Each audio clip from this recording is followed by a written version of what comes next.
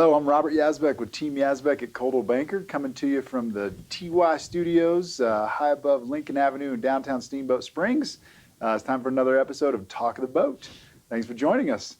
Today we have a friend of the team and one of our favorite home inspectors, Brian Hickory, joining us. Brian is a family man, an avid traveler, and comes from a project management background. Brian has quickly become one of the top home inspectors in Steamboat, so I can't wait to get some insight from him today. Brian, thanks for joining us. Thanks for having me. Happy to be here. Yeah, man. Thanks for being here. We appreciate it. Yeah, excited. So we met a few years ago, man. I think you had just moved to town or so, and literally in a short amount of time, you become kind of the go-to home inspector for most of the realtors in town, I think. So. Tell us a little bit about you and how long you've been in Steamboat. Sure. We moved here in 2018. So I have a wife and two girls, 6 and 9-year-old girls. And so we had been in Seattle, originally from Colorado, grew up here in Colorado, but moved away there in Seattle for 11 years. So came back in 2018 and kind of wanted to do that because we want to be closer to family. Like you mentioned, I mean, we both our grandparents, or my parents, both of our daughter's grandparents are here, and my wife's parents are here, and we got married here in Steamboat. We just love this town and love being here. Love every time we come back here from Seattle to Steamboat. We were really happy to get those Alaska Airlines direct flights because they flew straight from SeaTac to here, so it made it super easy, especially in the winter, to get here. And so we would do that. We would come back at least once in the summer, once in the winter. And every time I came back here, it was like, we just need to, if we ever move back to Colorado, we have to try living in Steamboat. So so 2018 and got here and didn't really know anybody. Like, I mean, I grew up in Colorado, but not in this town. So just kind of got on the ground and visited your office and other people's offices and just let them know that I'm an inspector and here's my philosophy, here's my approach, here's how I inspect homes and educate your clients. And so I started moving from that point forward and been going since. I remember it wasn't that long ago. We were at the different office on Lincoln Ave, but remember you came in and gave your pitch at an office meeting, and I was skeptical. I was like, oh yeah, another home inspector. We don't really need another home inspector. But it was good of you to come and tell us your thing, and you had a good background and whatnot. So we started using you, shortly after that. And it hadn't been long, man. And you're the top guy in town, I would say. It's been a ride, but it's been fun and I enjoy it. So nice. And I didn't realize you had so much family here. That's great. So both sets of grandparents. That's incredible. Yeah, my parents live in Golden. They have a townhome here, and then Nicole's parents live in Craig. Okay, so, perfect. Yep. Awesome, man. That's beautiful. Yeah. Well, give us the magic, man. What do you do with your business, and what are the services that you provide? Sure. So obviously home inspections, that's kind of like the main thing. But in addition to people getting inspections here, provide buyers inspections, seller inspections, maintenance inspections for people who own homes. But then some other services as well, do radon testing, water testing. People have wells here in rural areas, and also in some areas of different cities, they still want to get tested with older pipes and stuff like that. And then mold testing as well. So those are kind of the primary services. But beyond that's insane. There's people who, when you buy a house, you move into it and you don't know what you're to do, and so I like to extend my services just beyond the home inspection, so you can call me anytime. You get this when you go and buy a house, you get flooded with all this information, right? I mean, it's not just me. You get the lenders, you get the appraisers, all these deadlines you have to meet, and people, their heads spinning around. So I like to tell people, just give me a call. If you forget where your water shut-off valve is, I'll tell you. That's amazing. You've been really good about that with some of our clients. I love the reports you do and the communication, for sure. You know what I mean? People feel like they can call you and get information and stuff, which is awesome. Oh, thanks. That's a long list, though. I didn't even realize you did some of that stuff. Let me ask you this: is there anything that you don't do is there anything that you don't test for or inspect for? Yes, that's a great question. I don't really test for asbestos, Okay. and that's primarily and lead. And there are two reasons for that, are because at least for a simple test of that, you have to cut open, the material. You have to cut like drywall or ceiling, get the paint off, get the material off. So usually the seller doesn't approve of that, and they won't let you just go in and cut up something in their home. Right. Right. There are, like lead that you can't hire a company probably from Denver who have like these $10,000 X-ray machines, and it costs a lot of money. Okay. But usually for also those reasons, asbestos and lead, while it's important to know about them, it's really more important learning how you live with them so that you don't injure, do something where you're inhaling any of the dust and that stuff. But left alone, they're just fine. So a lot of times people are like, oh, they get really concerned about lead, they get concerned about asbestos, but really it's about educating them like, well, yes, they're there, and they may be there and they may not, and you could test them, especially once you own it.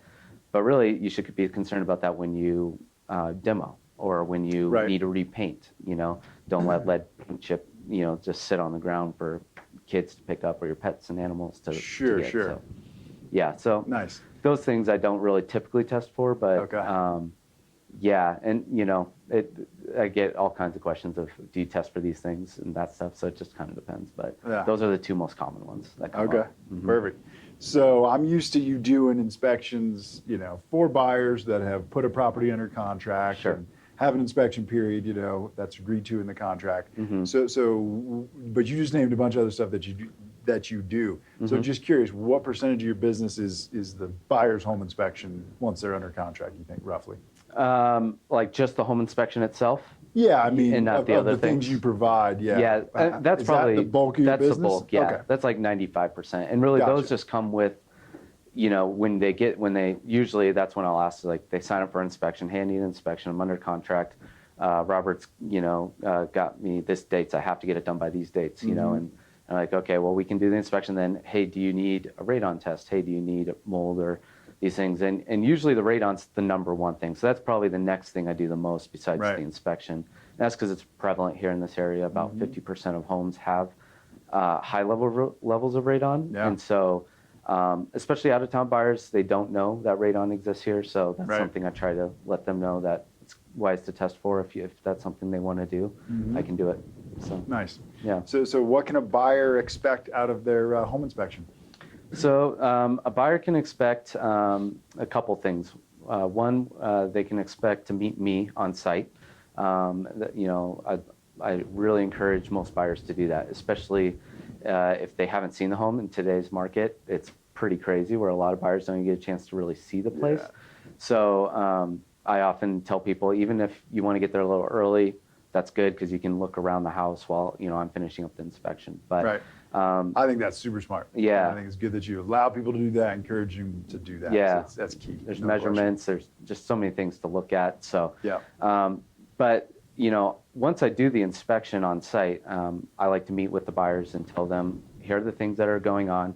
I like to show them about their how they operate their house. Here's your water shutoff valve. Here's your furnace. Here's your water heater. Here's how you operate these things. Here's a thermostat, a different zone. So there's a lot of things to walk through that are very basic and simple. And then we can go through also the things that are important for them to know that I find if there's any issues with the house. And every house has issues, but it just depends on knowing what those issues are. And then they get a great report. So the report that I send out is it's great software. They can get it.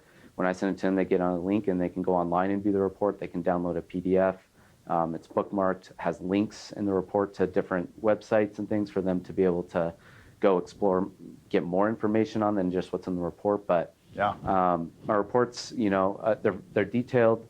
My goal is to educate the buyers. So like if you are educated on all the things that are going on with your house and you can make a good quality decision about what you're, moving forward, that's really, to me, the most valuable thing is because, there's always going to be something going on with the house. There's no perfect house. Yeah. But to be able to know what is going on and be able to know like how you can tackle those issues, and timeline it even. I mean, some are important to take care of right away, and some, you can hold off for a while, and Right. you can tackle them as you move in and as you get those things going. So the report will provide a nice list, and you can use that list to go down and tackle those items as you'd like once you move in. Nice. And then, like I said, you also get me after the inspection. It's not just I give you the report and say goodbye, good luck. Yeah.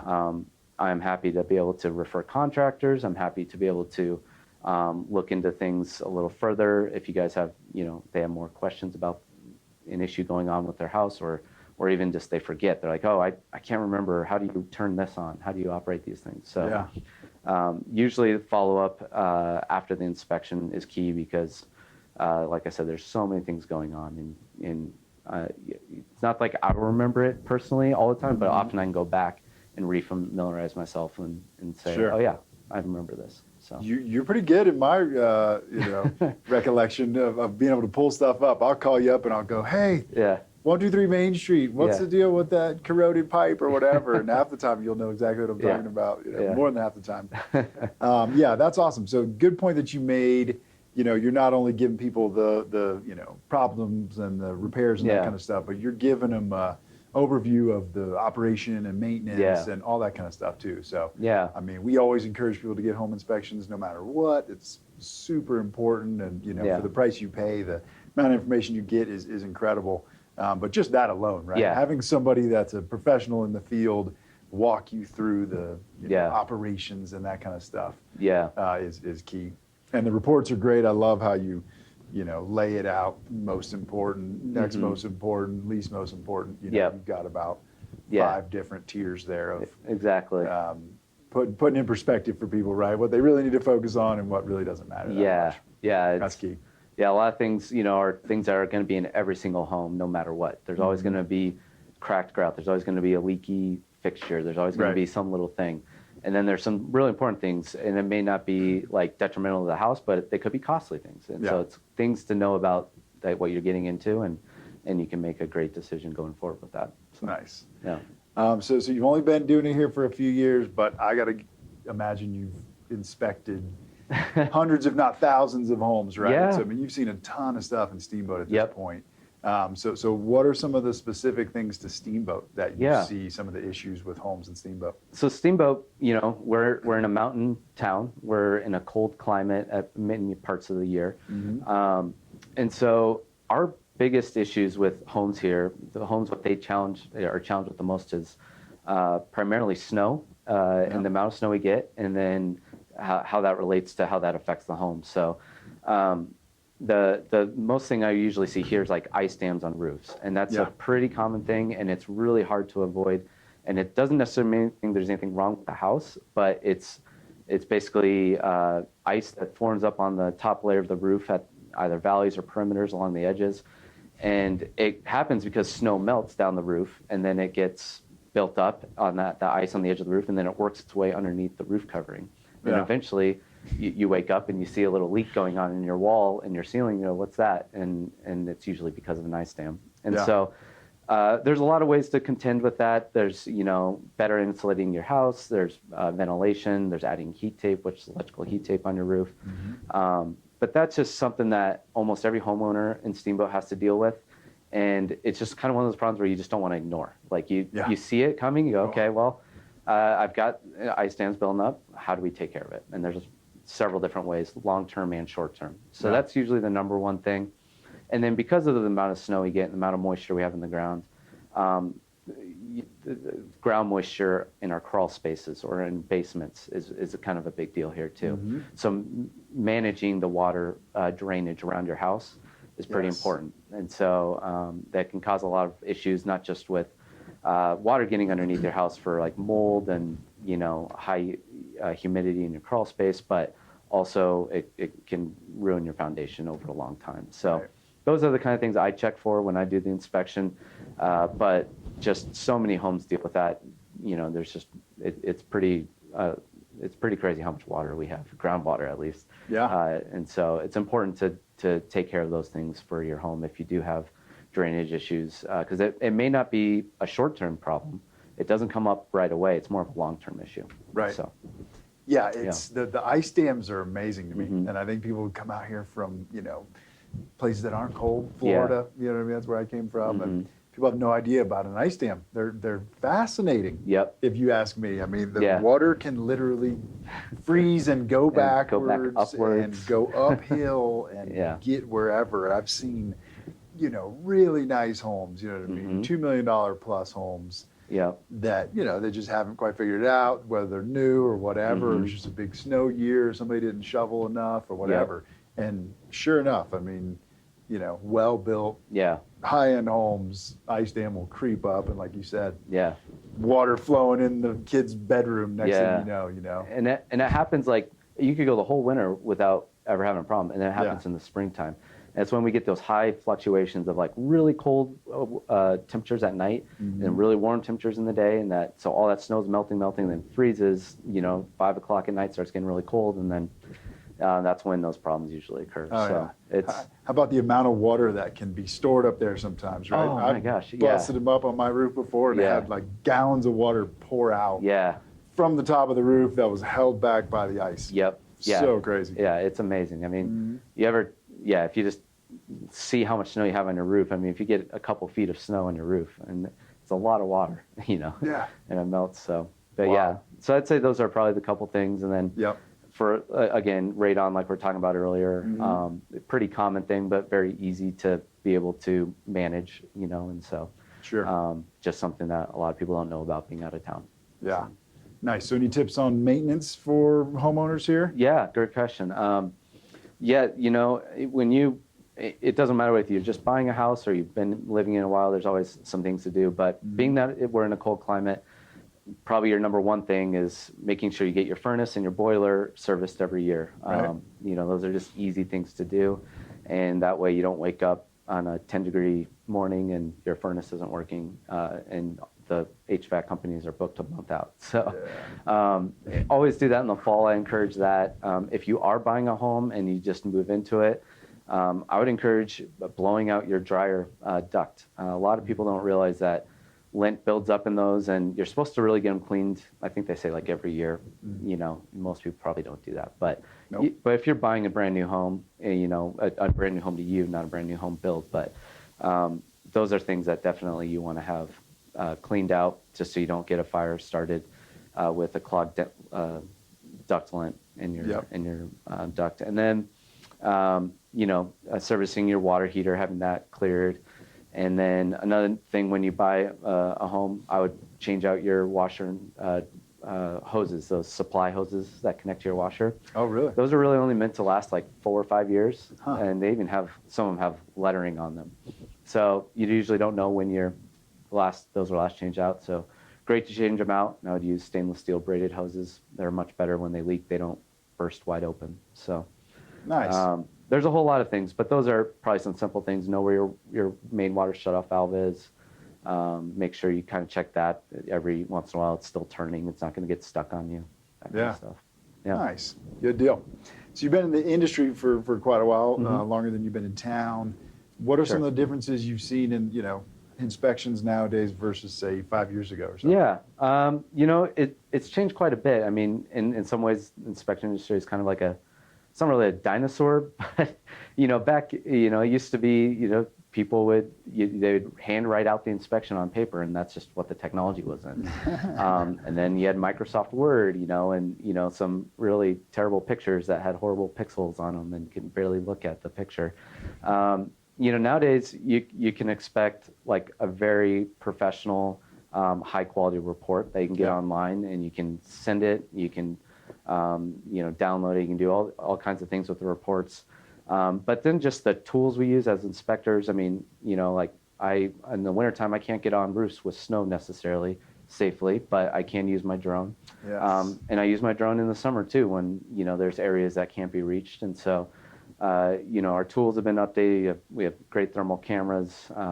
You know, there's just a lot of things that we can use to help, you know, look at a house that we couldn't use in the past. And then just the approach with how, and this is how I like to do it, but I've noticed a lot of, you know, inspectors, newer inspectors, you know, we're here to service the buyer and the customer. We're not here to just look at all the problems in the house and give you a report and say good luck. You know, I personally really care about you finding a house that you love and that'll work for you. And yes, I'm going to find all these things and help you figure out how your house works. But like in the end, I want them to have all the tools and all the information possible for them to be able to not only make a good decision of buying the house, but also continuing to live in it. And so, working with, realtors closely, working with contractors closely in town, just trying to be able to make that transition as smooth as possible. It's why you're partly paying me to help you go through that. So you're not just buying a house and you have to figure it all out by yourself and figure out all these little things that, you do or do not know that are about your house. So. Yeah. So I think it's changing in that way. Small town, right? You know what I mean? Yeah, small town too. You're going to run into the people who bought the house that hired you to inspect it time. at the grocery store and at the soccer game and stuff too. Right? So I mean, it's got to be good. I mean, if you do a good job in this town, then people find out pretty quick. Word travels fast. No question. And it's not fun seeing the grocery store and they say you did a horrible job for me. I don't like you. You know exactly. So, you got to be very professional, and obviously that's my approach is I want to be your biggest asset when it comes to or tool maybe your biggest tool in buying a house is finding out all the information about it. So no question. You're obviously doing a good job at that. Thanks. So I know you love Steamboat and you're here for a lot of the same reasons we all are. And I know you're a family man, so give us, one of your favorite things about Steamboat as far as raising a family goes. Yeah. One of the things that I've been surprised and I didn't realize how great of a resource is the community is Allison Hill. Yes. We love going there on Sundays for ski-free Sundays. Mm-hmm. Our kids go there and we'll send them up the slope and they'll go pal around with all their little buddies. Mm-hmm. And I thought, it was just like a resource for people who maybe don't ski much, and it's just a great idea to go ski free on a Sunday. But people who ski every day of the week go there, on Sundays because it's such a fun community event. People go there and see their neighbors, they see coworkers and people around town. So and then they have the Winter Sports Club, which is amazing. So it's just that's been a really cool thing that we like doing. At least in the wintertime, and in the summers we go hang out there at the park and climb the mountain and bike. Yeah. So, and then obviously we're such a great town for outdoors activities. So I love mountain biking. Our kids, we're always taking on hikes, going Mad Creek or, there's so many trails around here. So skiing and mountain biking, I mean, that's what I personally love, but our family itself, they're taking those activities and, it's fun to see. And also like we were talking about earlier, being a small community, it's just, they have all these other things for kids to do, gymnastics, ballet, dance, and theater. There's a lot of cool, for a smaller town, you wouldn't think they would have that many resources, but we do have quite a lot for kids to do. Yep. So you name it, right? I mean, it's picking what to do is the most challenging part, I think. Exactly. There's so many options. But Allison Hill, that's a good one. I mean, that's such a treasure for Steamboat. It is, No question. And you just can't find that anywhere else. I mean, where can you go ski for free at least one day a week, but also just have a small hill that's a community hill meant for the community. It's pretty neat. Yeah, that's awesome. Yeah. Good deal, man. Well, thank you so much for being here. I really appreciate it. One last question. How can people find you if they need your services? Sure. You can go to my website, hickorypropertyservices.com. You can, if you want to book an inspection, you can book one online there. You can see my pricing, you can see my services.